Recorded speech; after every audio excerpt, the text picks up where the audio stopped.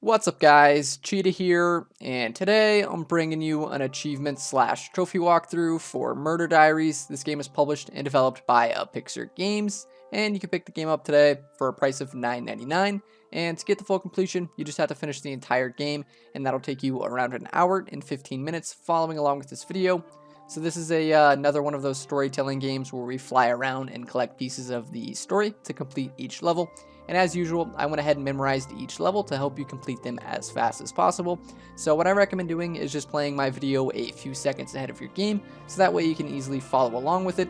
And I won't be doing commentary throughout each of the different levels since it's not needed, but I'll have timestamps to each level if you're just looking for a specific one. But that's going to do it for the commentary, so thank you guys for watching. Leave a like on the video if it was helpful, and please consider subscribing if you haven't already. And I'll see you guys next time.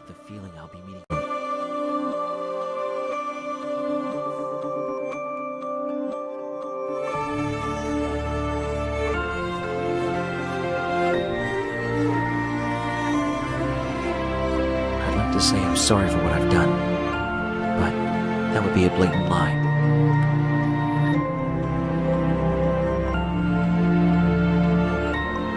My only regret is not being as careful as I should have been when doing it.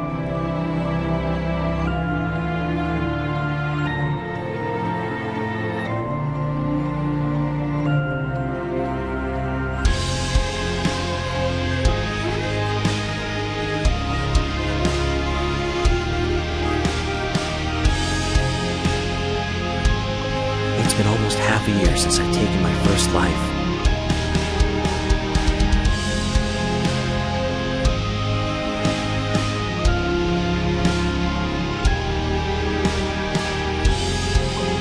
I can remember it all, as if it were yesterday.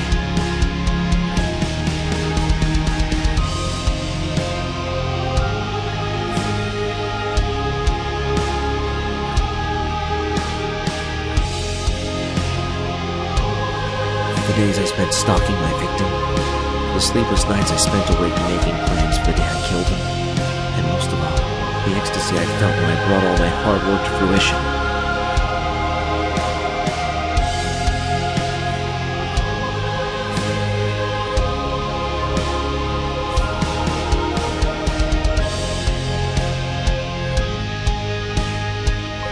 Executing my carefully premeditated plan to kill the man who took my father from me was the most satisfying thing I've ever experienced.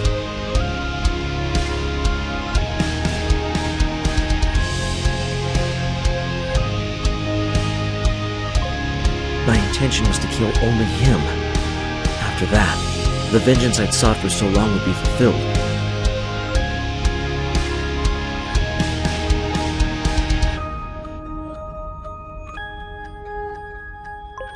But mere days after I did the deed, I felt an itch in the back of my brain, a craving for more. I'd spent so much time planning for that murder every day that when it was all over, I missed it.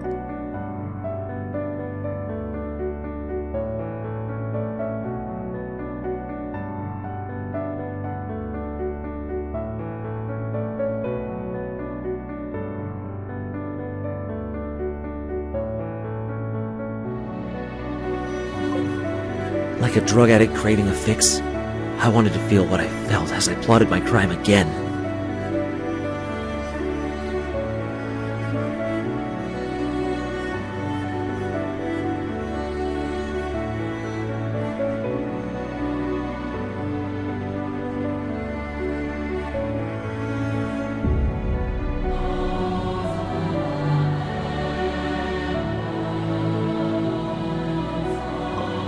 At first, I thought I just needed something to occupy my newly found free time.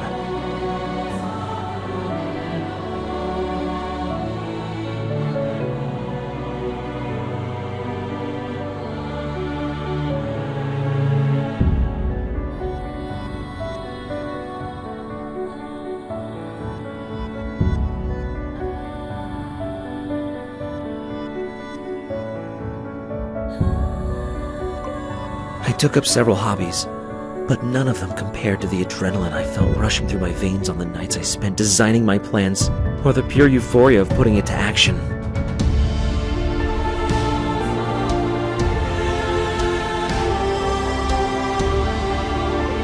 It was maddening. From that point on, I knew that the thrill of killing would be something I could no longer leave without.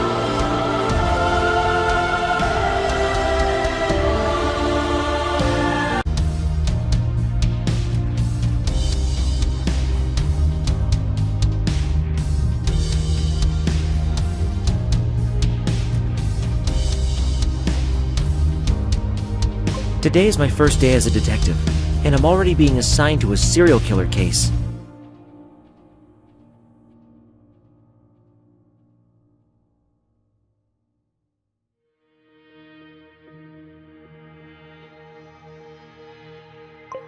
I don't know if I should be jumping for joy at the chance of solving a major case, or shitting myself under the pressure everyone's putting on me.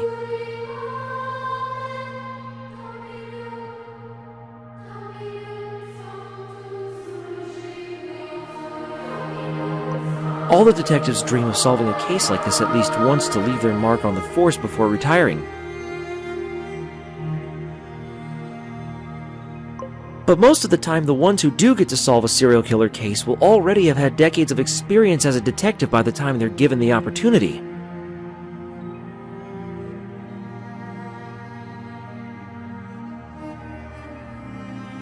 Then there's me, Detective Inspector Cassidy Brown. Fresh off his promotion from being a beat cop, getting saddled with a serial killer case after an uneventful career filled with vehicle violations and the occasional domestic violence call.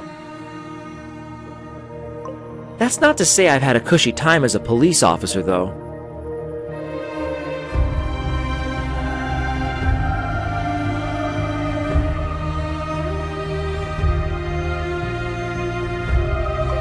There are times when I've genuinely feared for my life before.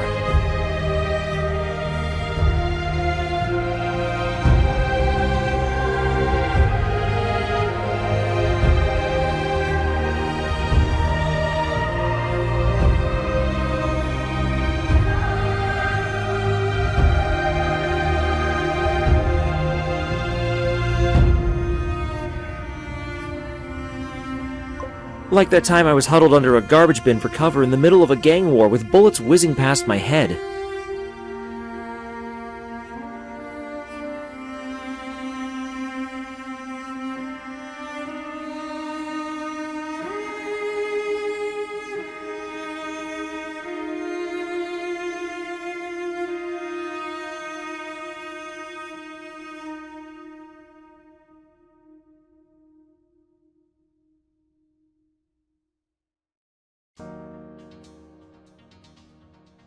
One of the reasons why I was promoted was because of that incident.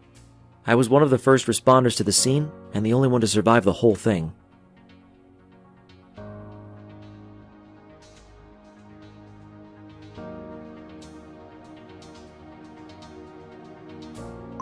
My coworker joked that I probably survived because I was so short and small, and that the gang members couldn't find me in the clusterfuck. I think he may be right.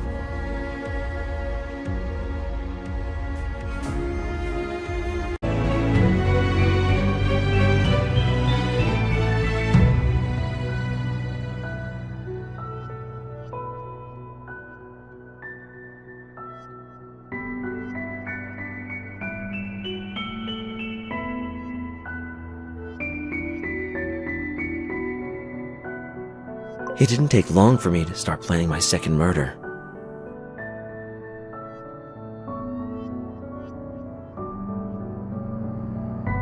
Only a couple months had passed since my first murder, and I was brimming with confidence at that point for having not been immediately caught.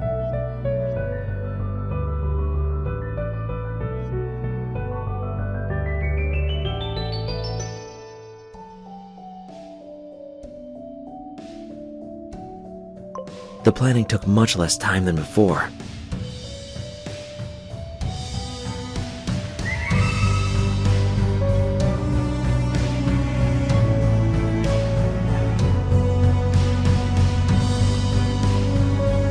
I'd practically memorized every nook and cranny of the neighborhood by the end of my first murder plan.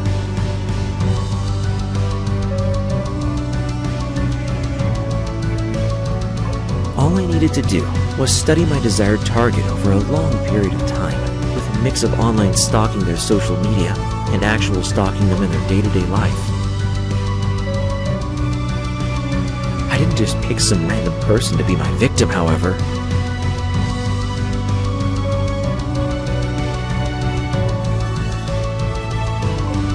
There would be neither justice nor satisfaction in that for me.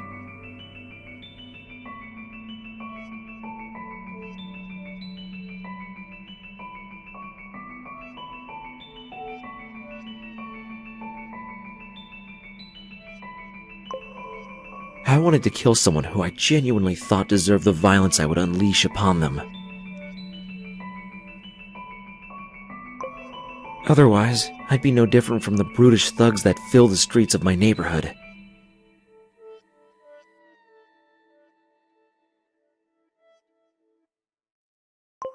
I was better than scum like them.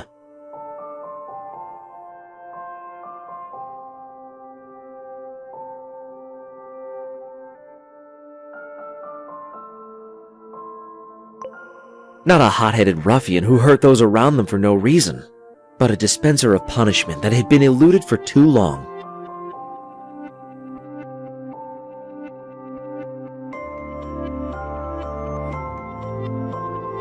Luckily for me, there was no shortage of people in desperate need of a knife in their throat where I live.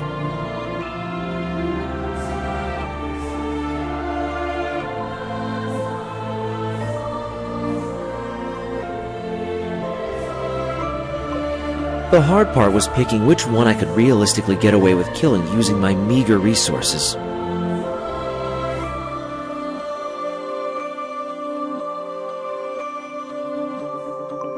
After plenty of research on all my possible victims and lightly stalking all of them to gauge how hard they'd be to take out in a confrontation, I finally found the perfect target.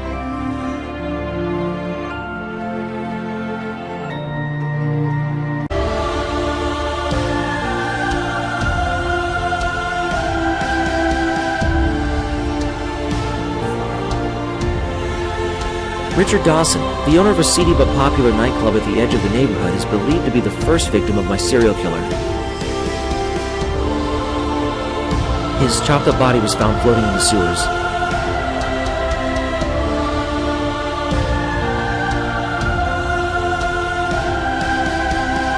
He might have gone undiscovered, had someone living in the apartment not had some problems with their pipes, which led to people searching the sewers for structural integrity.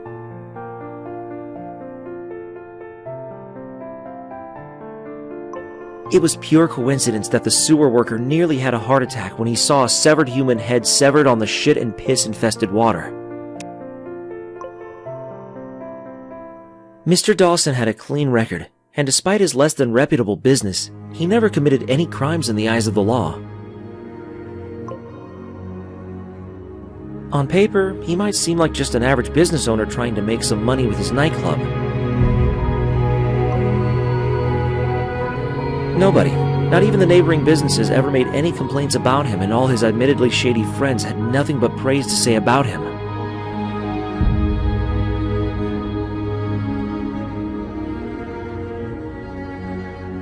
His apartment, although a bit posher than what you'd expect from the owner of a single nightclub, gave us no useful insight on what kind of person he could have been. The police had significant trouble trying to determine a motive for the murder at first. That was, until we decided to thoroughly search the nightclub he owned.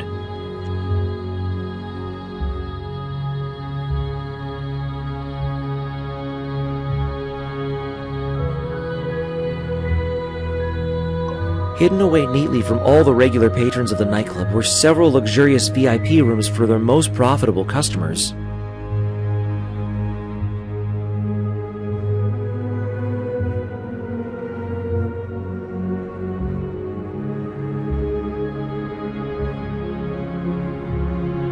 The rooms themselves looked pretty illegal, but were ultimately nothing special.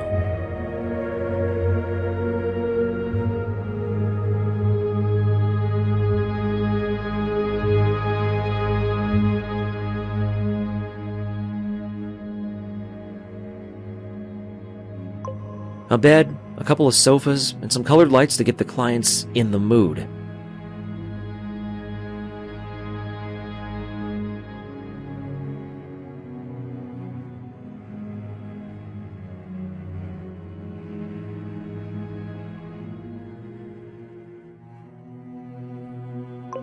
Prostitution was already a crime, so we knew right away that Mr. Dawson clearly wasn't as clean-cut as his papers made him out to be.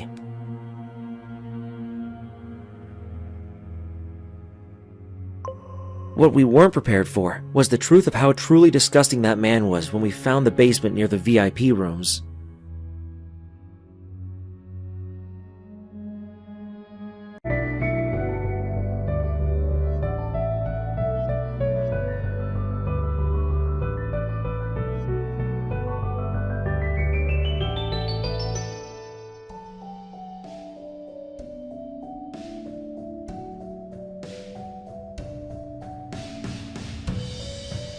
I didn't think I'd ever have as much satisfaction killing someone at the time I killed my father's murderer.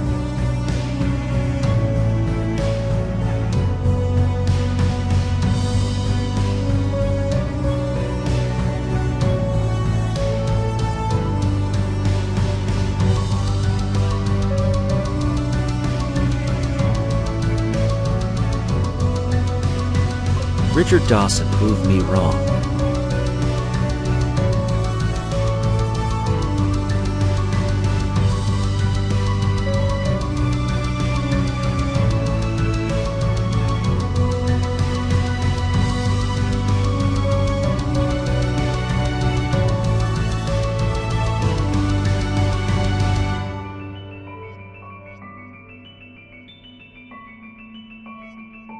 If anyone in my entire neighborhood deserved to die, it was him and the sick bastards who sought his services.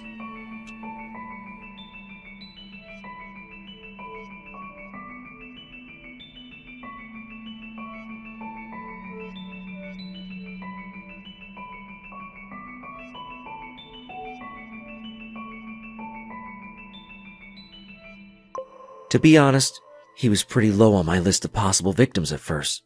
And by that, I mean he wasn't on it at all.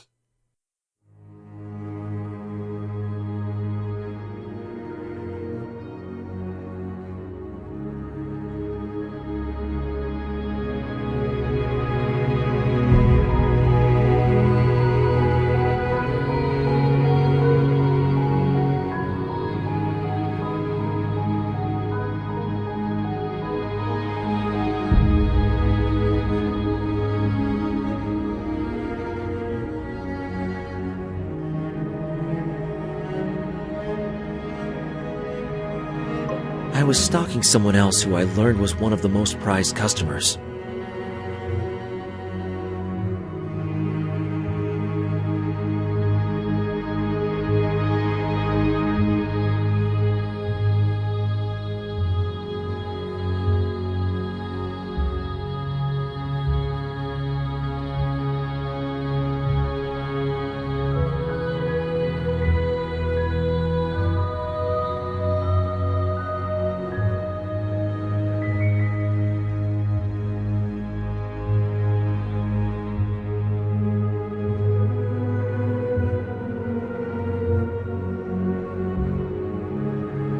His name was Tony Holt, a violent debt collector and enforcer for one of the local gangs.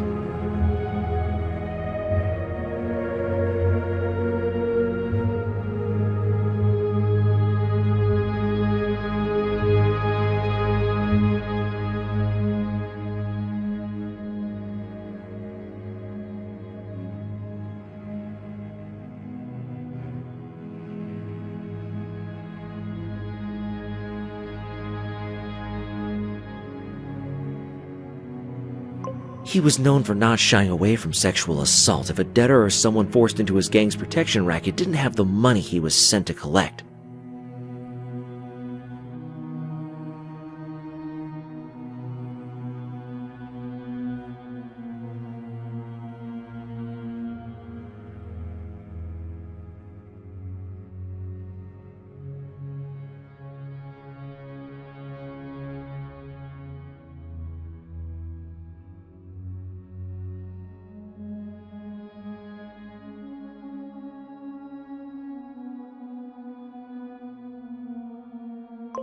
That would be bad enough, but the worst part was that he never touched the people themselves in that way.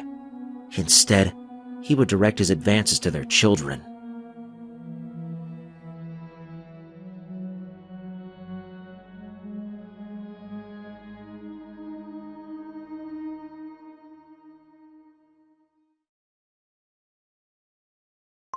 Sometimes he even did it when he already got paid. I have no idea why his gangmates put up with him. Even scum tended to have standards.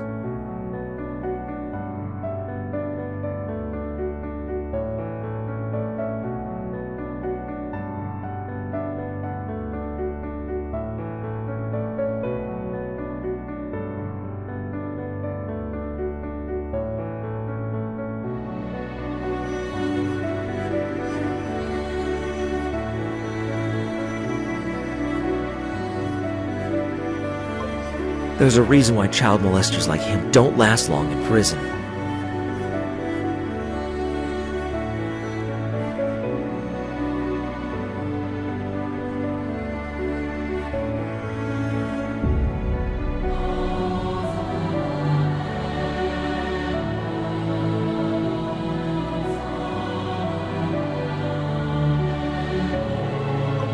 Apparently that scant amount of honor among thieves did not apply when the offender was related to the gang's boss like Tony was.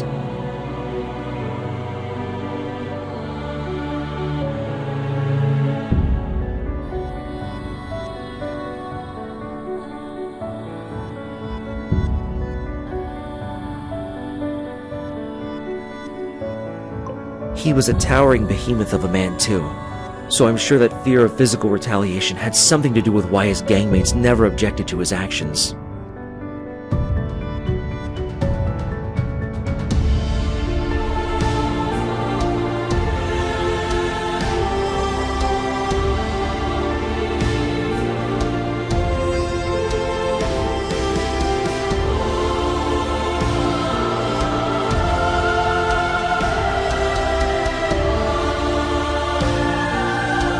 I stalked him while thinking of 1,000 ways for someone of my average at best build to kill him without resorting to a gun that would draw too much attention.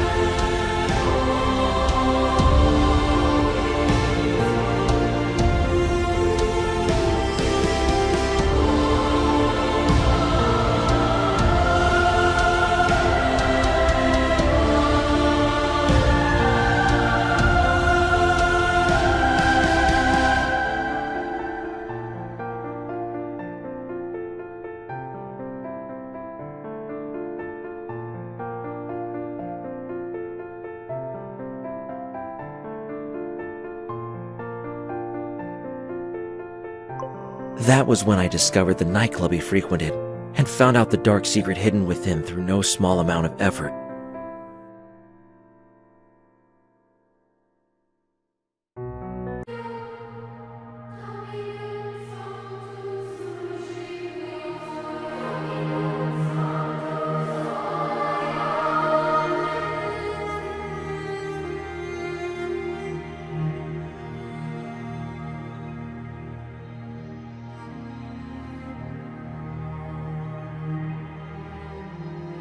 Dawson's nightclub had a basement entrance near the VIP rooms masked as a staff-only dressing room.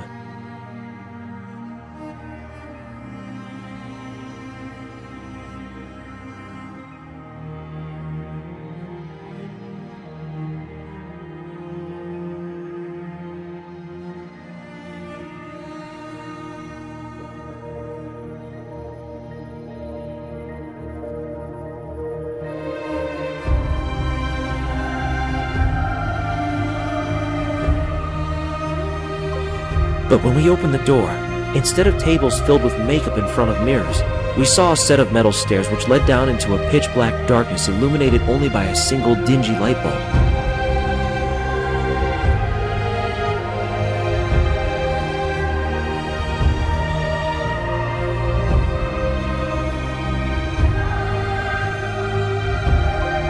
It was like a scene straight out of a horror movie.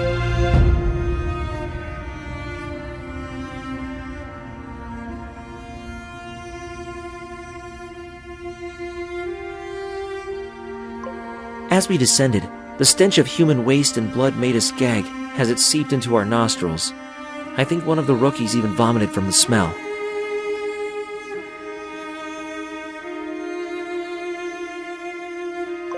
We shone our flashlights all across the basement once we reached the bottom of the stairs.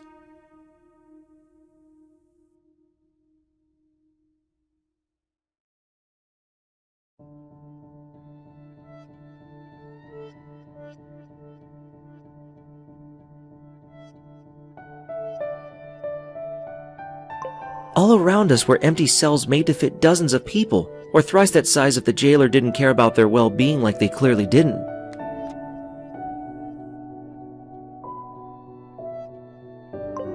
Inside the cells were remnants of human life.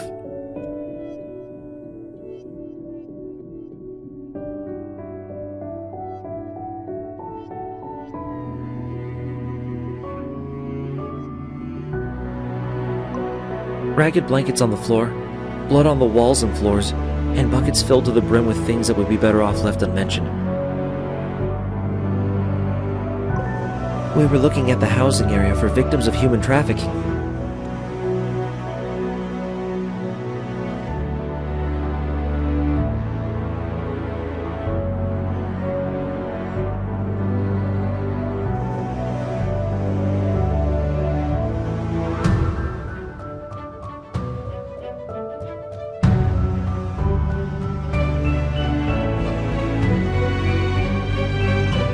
There were a couple rooms adjacent to the housing area.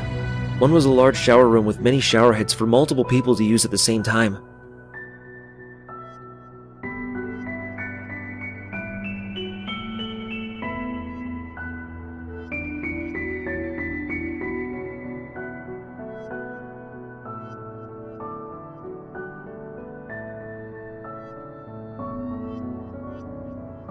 Another one was a dressing room stocked full with makeup and risque outfits and costumes.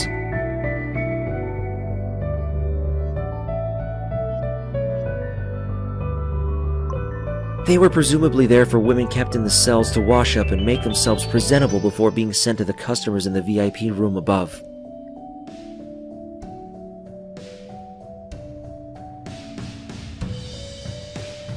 I felt sick to my stomach when I realized that most of the revealing outfits in the dressing room were made to fit children.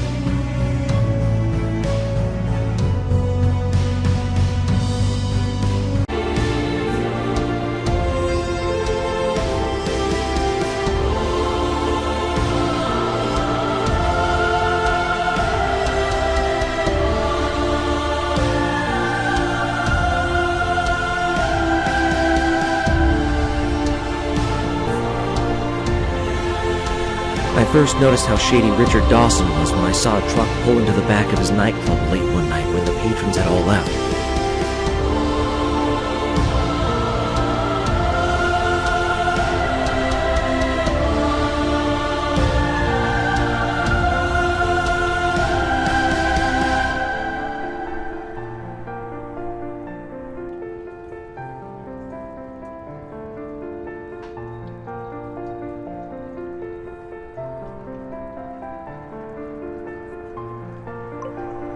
I'd stayed behind hoping to sneak into the nightclub after dark with hopes of memorizing its layout in case I had to resort to spiking Holtz to kill him later on.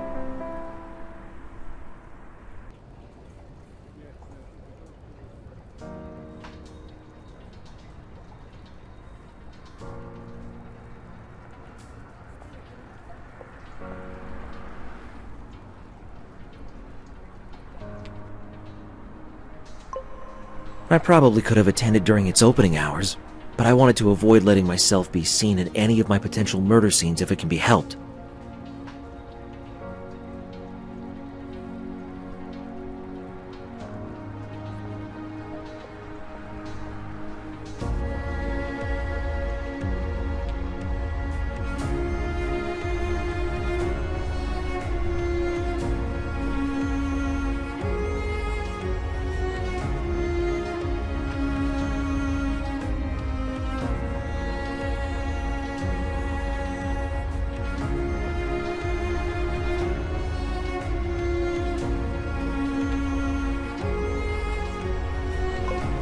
I watched from a distance as I saw girls, most of them no older than 13, being led like cattle into the back of the nightclub by men in masks.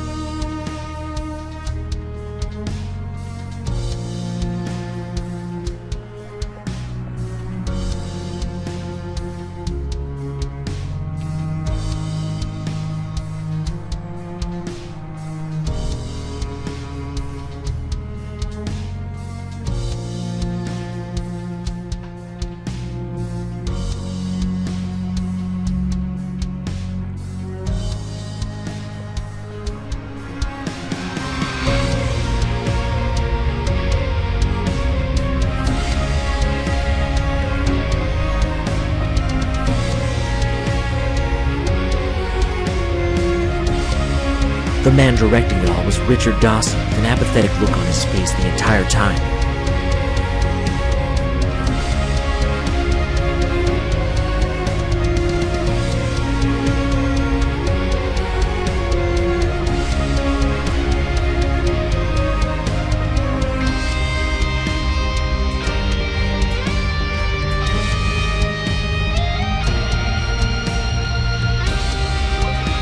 It was at that moment that I decided to change my target.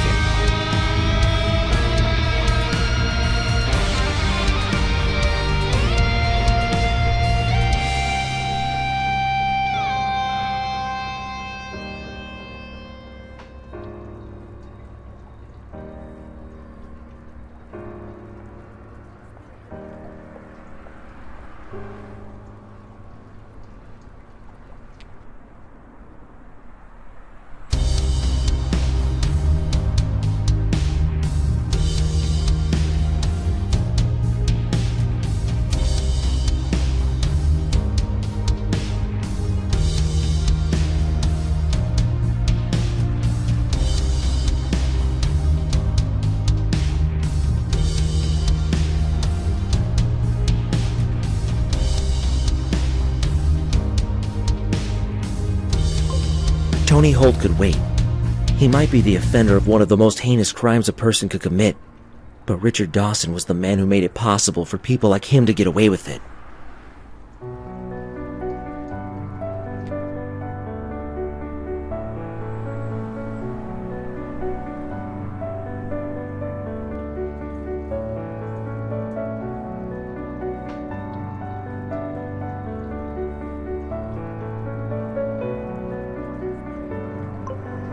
That was also when I made my mistake.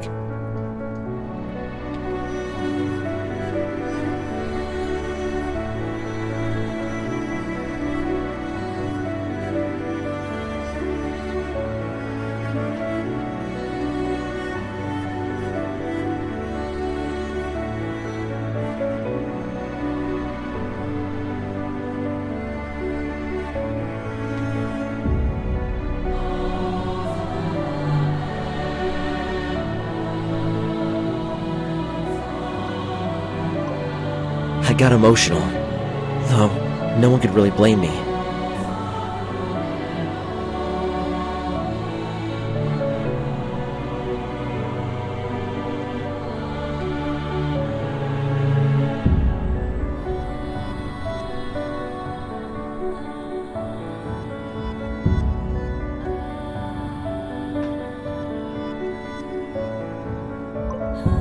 My little sister, Natalie, was the same age as many of those girls.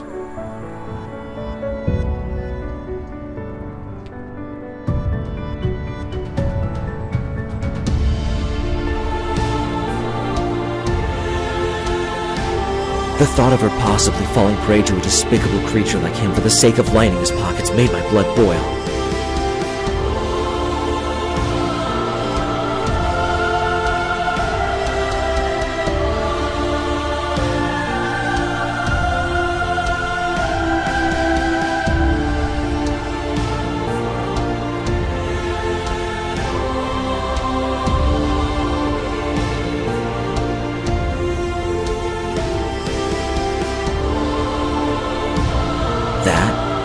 Overconfidence from getting away with murder for the first time spurred me to action far too soon.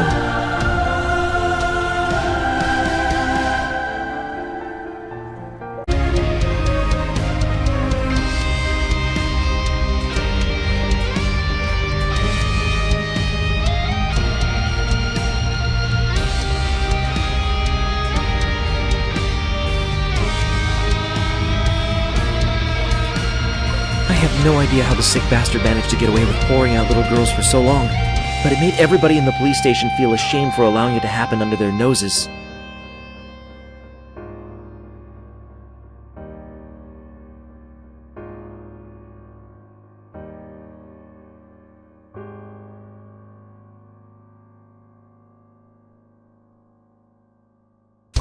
I hate to say it, but if it wasn't for that murderer, we might have never discovered his wrongdoings.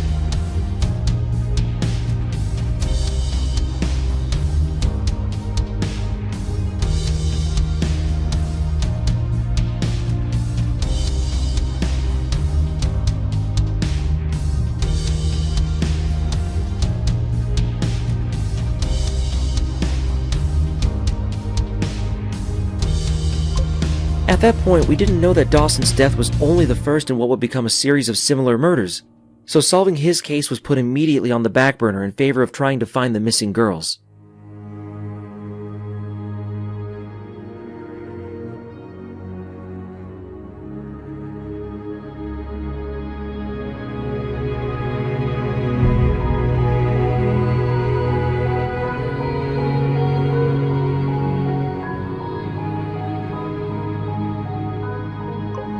We all sort of assumed that it was a one-off instance of vigilante justice enacted by a relative of one of his victims who somehow found out about his actions.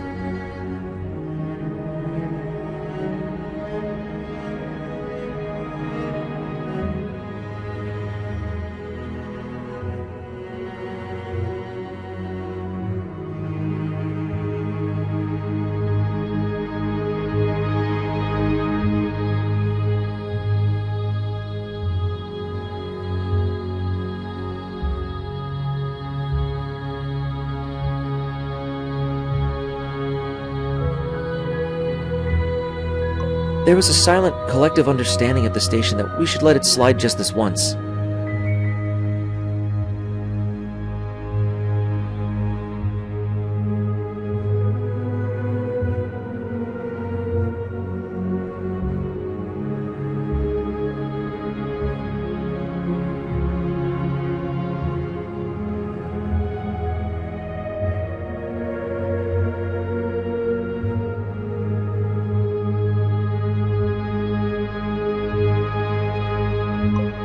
Hell, as far as any of us were concerned, Dawson's killer was a bloody saint for ridding the world of scum like him.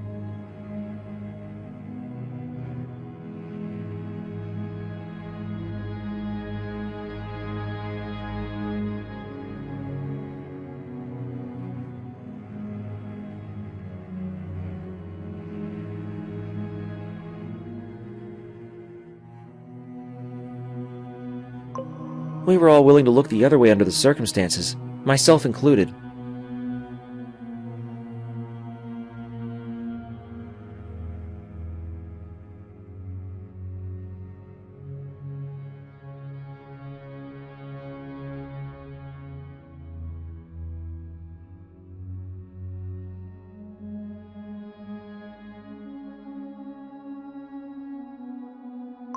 Little did we know that that wouldn't be the only time we'd get to see his work.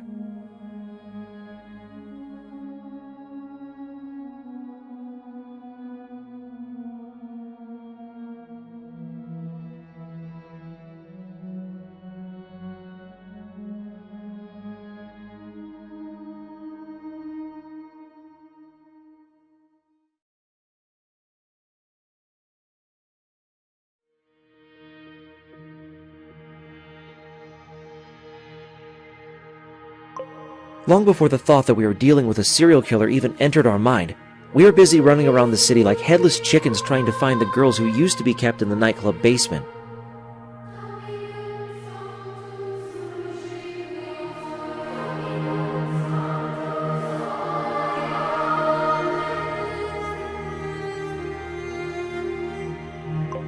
The crime lab came up with several dozen DNA samples from the cells which had us occupied trying to match the people for a long time.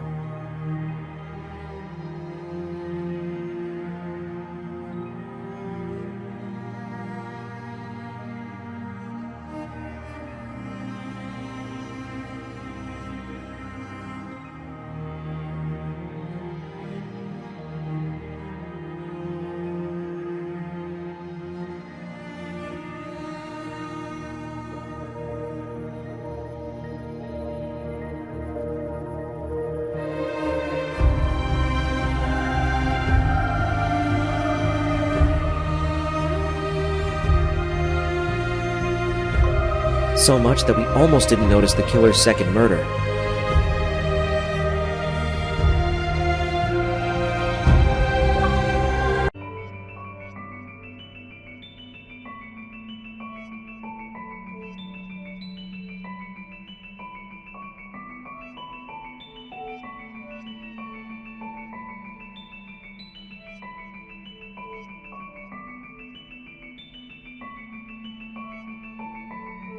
The same night I discovered his sin, I stabbed Richard Dawson in the back on his way home.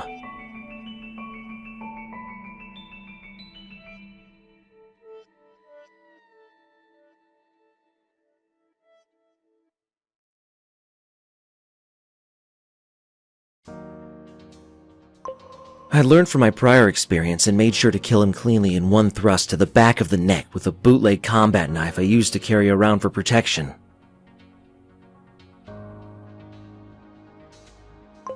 I made sure to point the tip of the blade upwards in order to quickly sever the body's connection to the brain.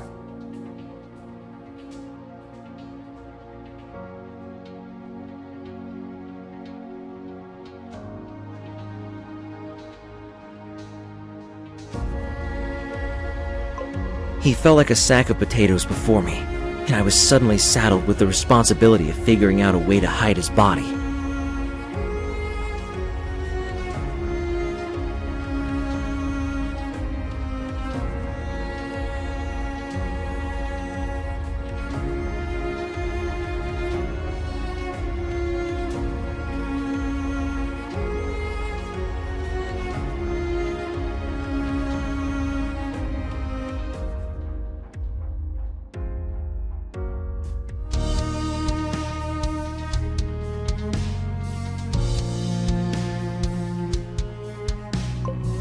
I'll admit, I panicked.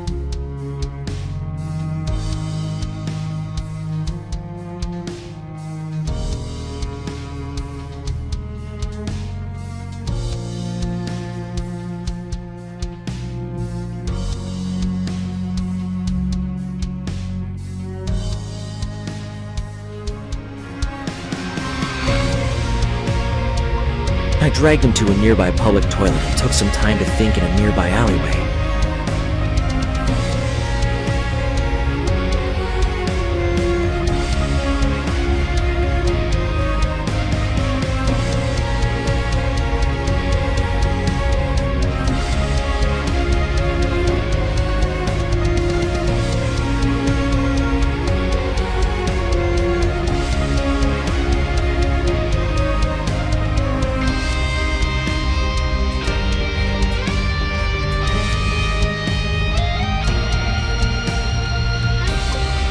I seriously considered just leaving him there and hope that no one connects me to it, but ultimately decided otherwise.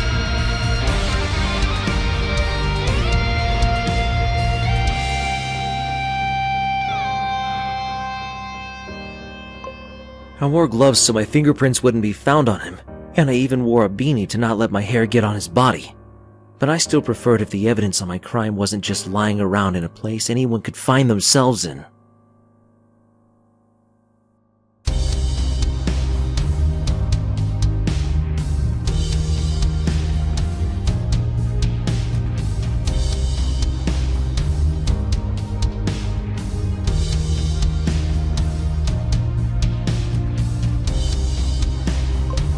In the end, I ended up dismantling the body by the joints and dumping it into a nearby sewer I remembered was there, thanks to my encyclopedic memory of the neighborhood.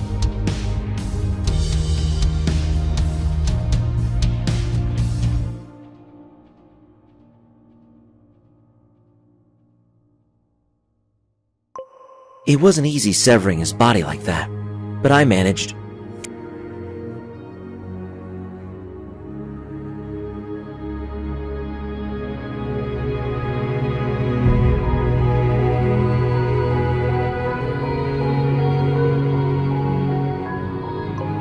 All those hours I spent studying weaknesses in the human body really helped me find the places to cut in order to sever the limbs and head.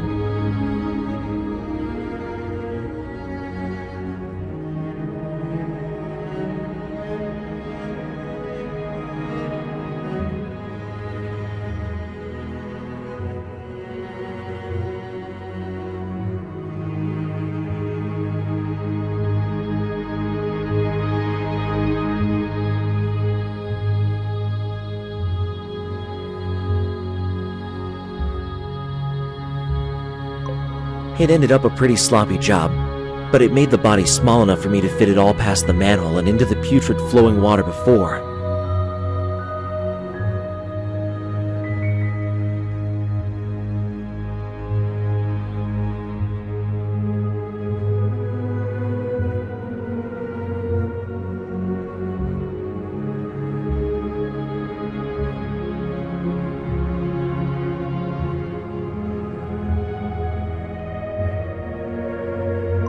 After that, I pocketed my black blood-stained jacket to burn at home and washed all the blood from the public restroom I dismembered my victim in.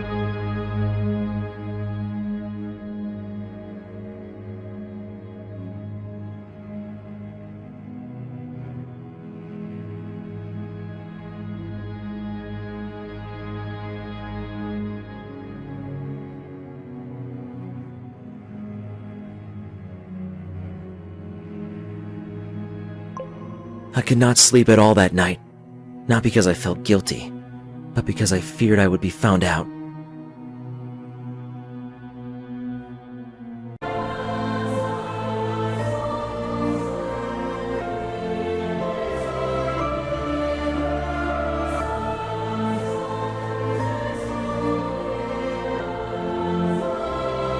However, I can't deny that the pleasure of such a spontaneous murder was more than anything I could have imagined.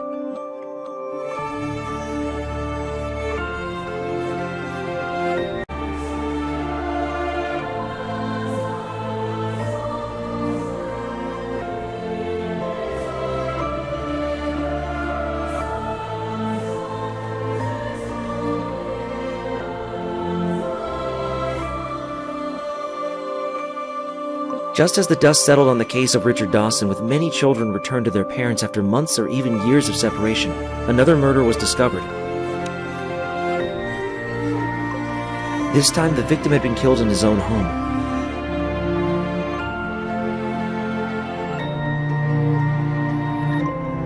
His name was Tony Holt, a known gang member and frequent patron of Richard Dawson's nightclub.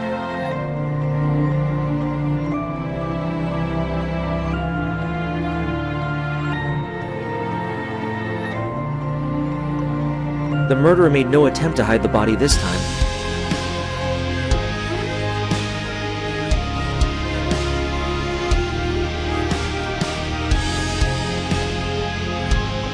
Tony Holt was found castrated on his own bed with his arms and legs tied to his bedpost with clothes taken from his own closet.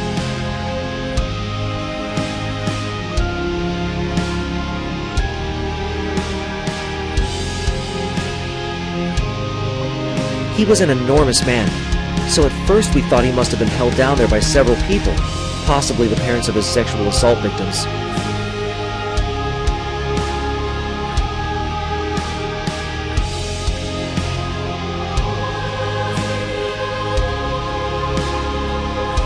However, that theory was dashed when we found no sign of a struggle in his home.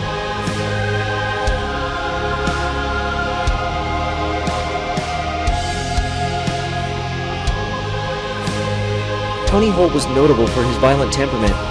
There's no way he'd let himself get tied up and his man had cut off without a fight.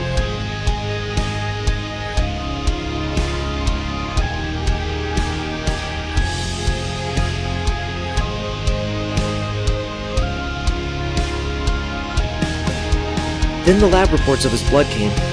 His veins were chock full of rohypnol, better known by most people as roofies.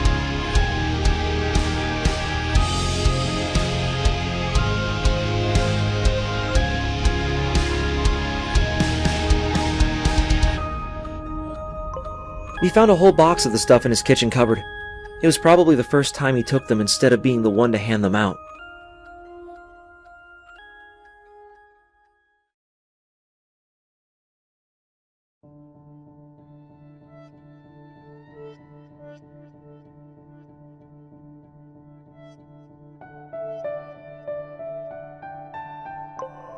The killer must have poisoned him with his own date rape drug in order to weaken him enough to easily kill him despite his size and strength.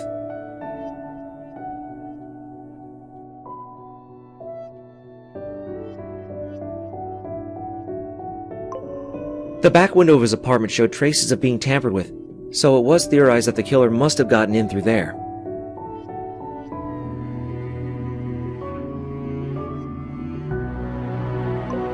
As for how he managed to get Tony to ingest the roofies in the first place, autopsy found a substantial amount of vodka inside his stomach, which could have easily masked the taste of the roofies. A bottle of vodka was found in the trash can of the apartment, and we were able to confirm our suspicions. The killer had broken into the apartment, poisoned the vodka with the victim's own drugs, and waited for him to drink it before moving in for the kill.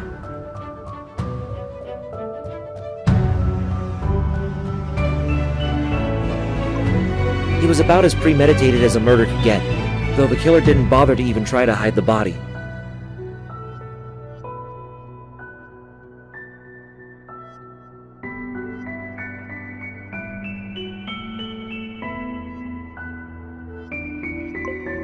It was almost as if he wanted his work to be seen.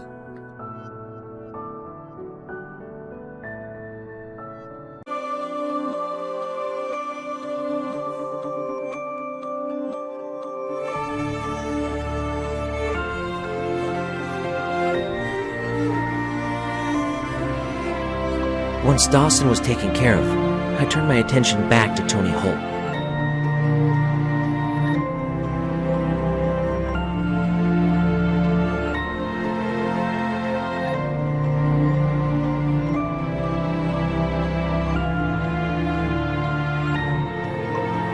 I held off making my move for a bit first.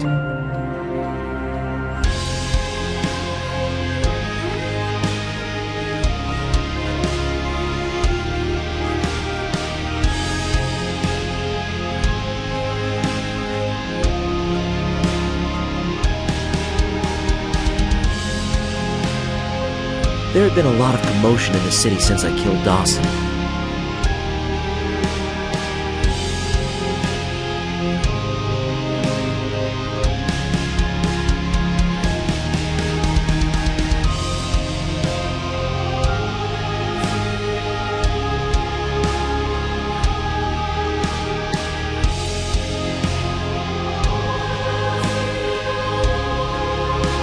I knew that he'd be exposed after I killed him. It was only a matter of time before the police searched his basement for clues.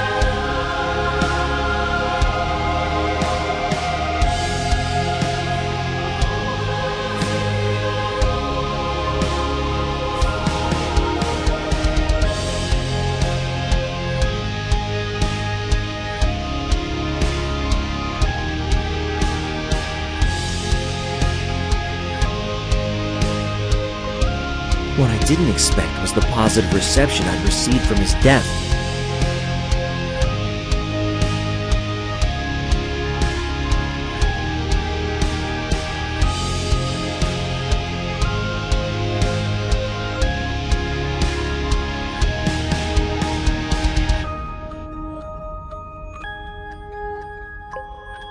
Most of the children who had been held captive by Dawson were able to return to their families after his death, destroyed any sense of coordination between his lackeys.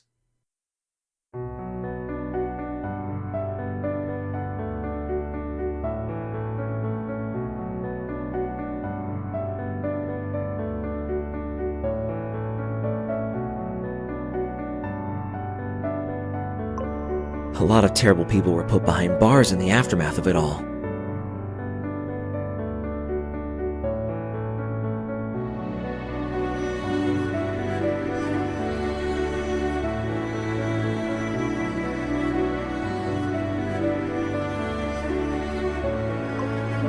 Meanwhile, people online and even the local newspaper praised the mysterious vigilante who killed the child trafficker who'd been hiding under their noses for all that time. Even though they didn't know who I was, they called me a hero.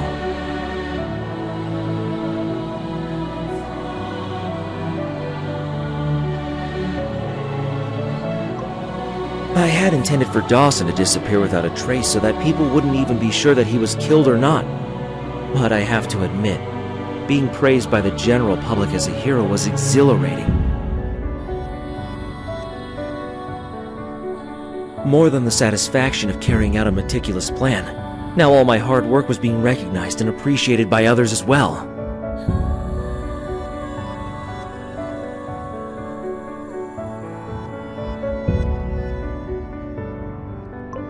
For the first time in my life, I felt like a somebody. No longer a nameless, faceless man in the crowd.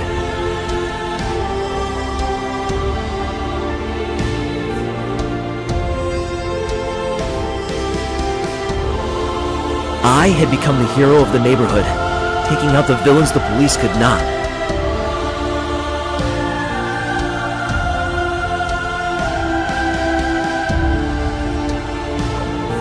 But as the story of my perfectly justified crime faded from the public mind, so too did the elation I felt from it.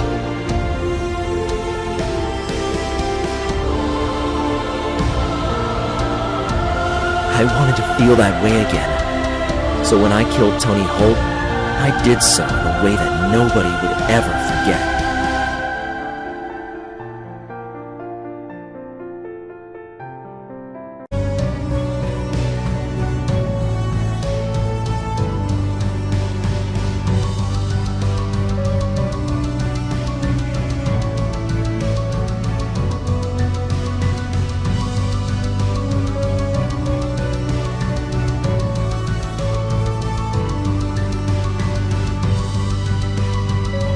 The connection between the death of Richard Dawson and Tony Holt wasn't lost on us.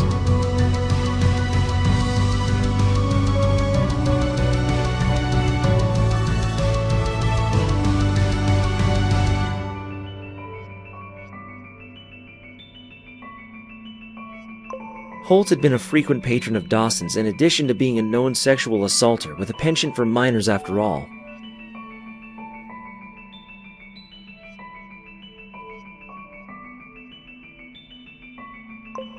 People started suggesting that their killers might be one on the same the day we found Holt dead on his bed.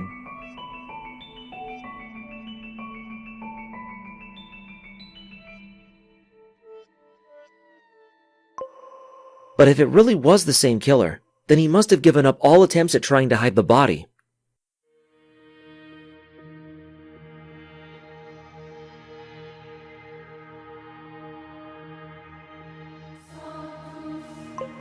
Either way, we all had at least one vigilante on our hands.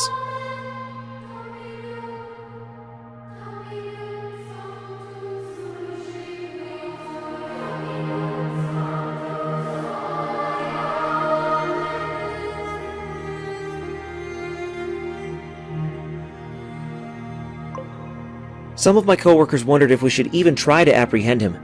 That would be enough for some disciplinary action, but I didn't report them.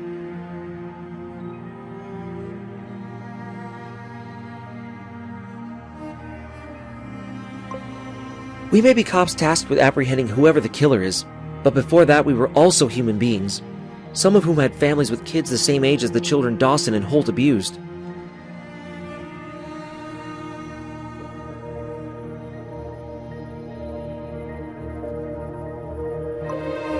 I really can't blame them for thinking that way. Deep down, I'm glad the killer did what he did too.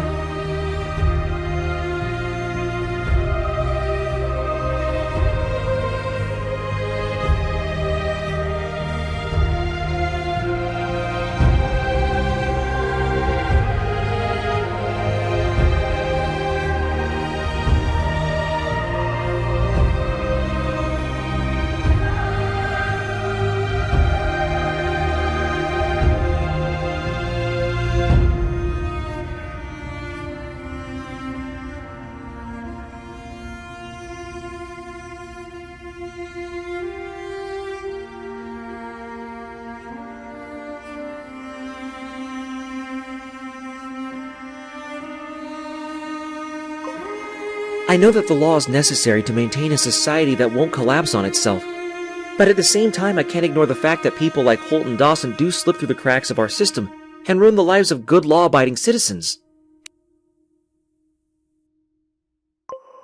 It's not right, but it's the truth.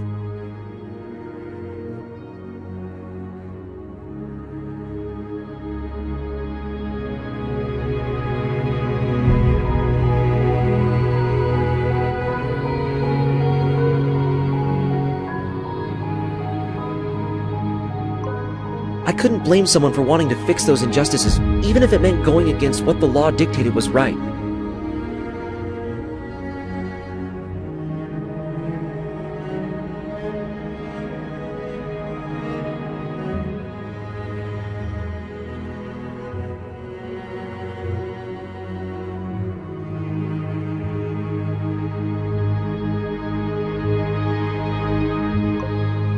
Still, I had a duty to fulfill.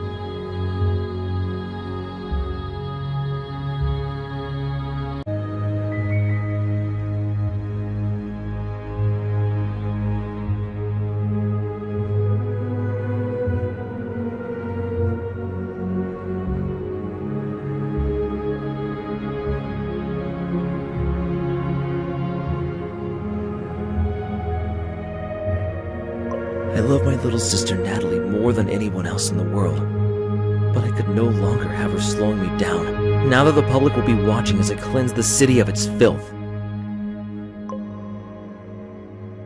I left her with my mother, and moved out of the house using money I'd saved up over the years.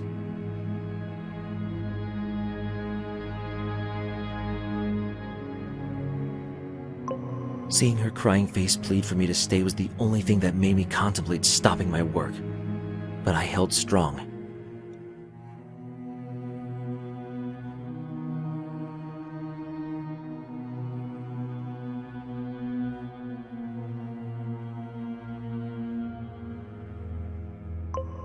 This was as much for her sake as it was mine.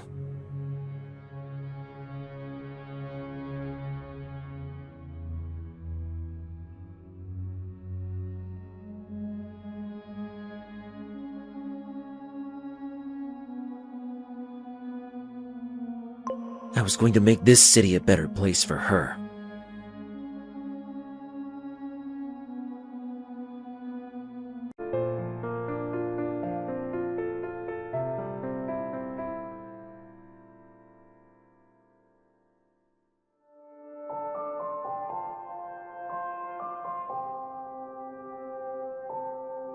We managed to track the killer to a family apartment downtown.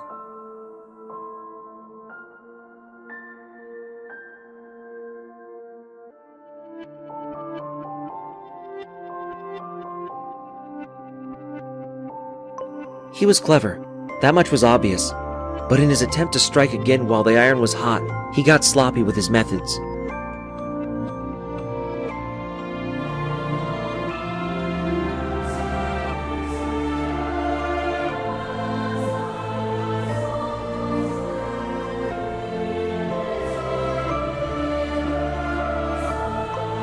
A homeless man who lived in an alley near Tony Holt's apartment spotted a strange young man nearby the day of the murder.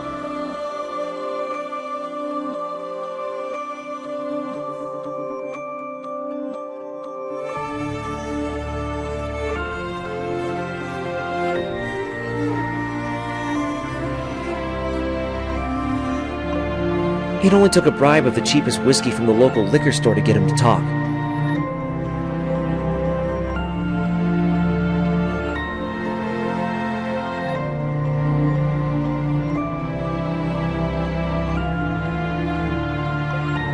The homeless man knew about Holt's reputation as a violent man, and had settled down in an alley nearby because of it.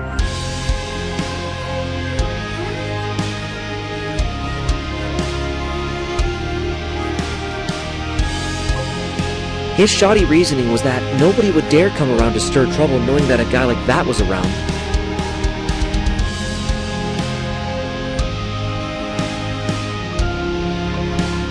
When I asked him what kept Holt from pummeling him himself, he just laughed and said that he was too much of a nobody for Holt to even notice him. Which, yeah, fair. I was actively looking for possible witnesses in the area and only managed to find him out of pure luck when he startled me by sneezing right behind me. We asked him for details on the suspect, and he gave us a detailed description of him. He looked young, barely past high school age, so we assumed that he must either be a new graduate or a dropout. After that, it was only a matter of looking through the records of schools for people who matched the description and asking the homeless man to point him out.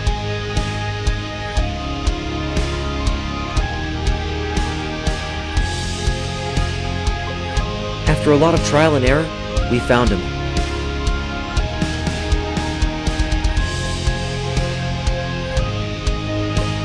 He was the son of a known drug dealer who'd been killed by a rival gang member.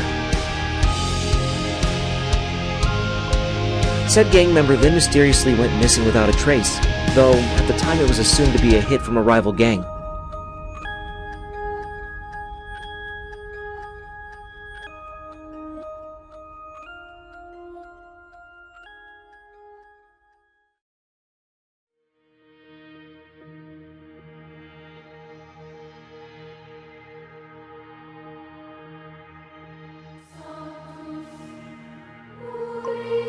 Knowing what we know now, That gangbanger might have very well been the first victim in what was slowly becoming a string of vigilante murders.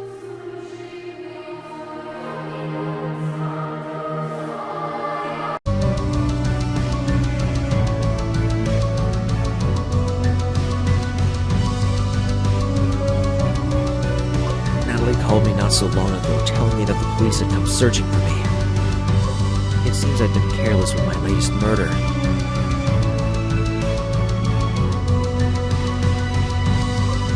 Still, there was no point in panicking.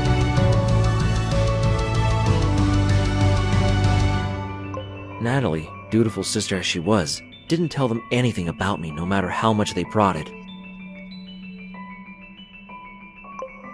She was panicking in tears by the time she called. I told her that everything was going to be fine.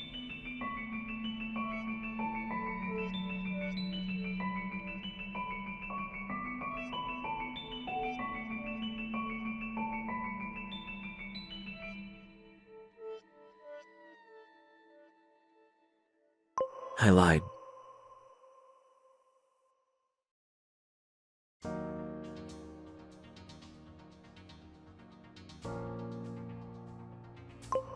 At first, I'd planned on moving to a cheap apartment in the city, but that won't be an option anymore. No doubt the police will look through any paperwork I signed and trace me to that apartment. I immediately packed up all my things and left for the forest just off the edge of my neighborhood. I knew from my past research that an abandoned house lay there, built and forgotten by a rich man who had died a long time ago without leaving it to anyone.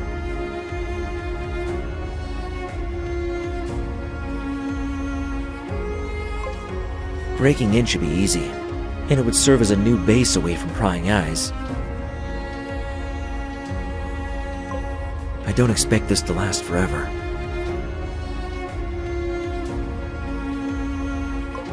Sooner or later, the police will get their act together and find out where I am, either because of a mistake I'll make, or through searching everywhere in the city, including this forest. But before that happens, I will leave my mark in this city, in blood.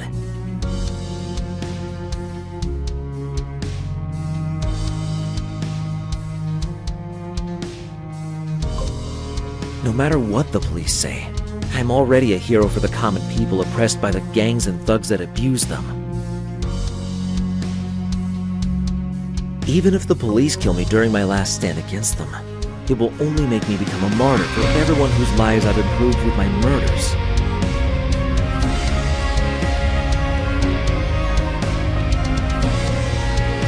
I may have been born into this world as a nobody, but I will leave it as a nightmare for those who abuse their power, and a tragic hero for those who are victims to them.